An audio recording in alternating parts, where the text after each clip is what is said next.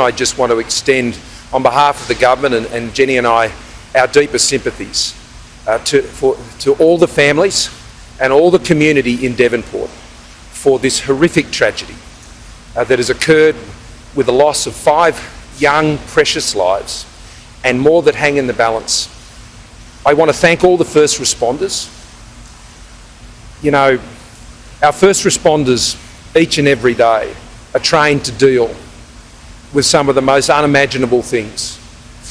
But on this occasion, I think it goes well beyond what even they could have imagined and the scene that was on the ground. I spoke to the Police Commissioner this morning and thanked him and through him all the first responders. I've spoken to the Premier again today.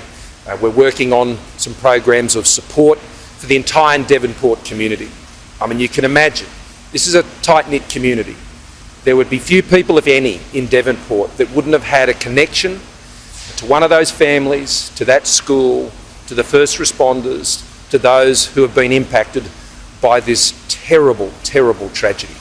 And I know people will just be in shock, they'll be in grief, they'll be in disbelief. And I just want to assure them that we will do everything we can to support you through this time, not just today, but into the weeks and months that are ahead as you somehow seek to process this terrible, tragic event.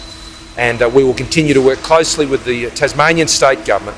I've been talking to Gavin Pearce as well, as the member for Braddon, who was on the scene yesterday, speaking to those directly who were there and taking in and seeking to support what had occurred at that terrible scene yesterday. So our thoughts and prayers are with everyone in Tasmania, but particularly for the families who've lost their children.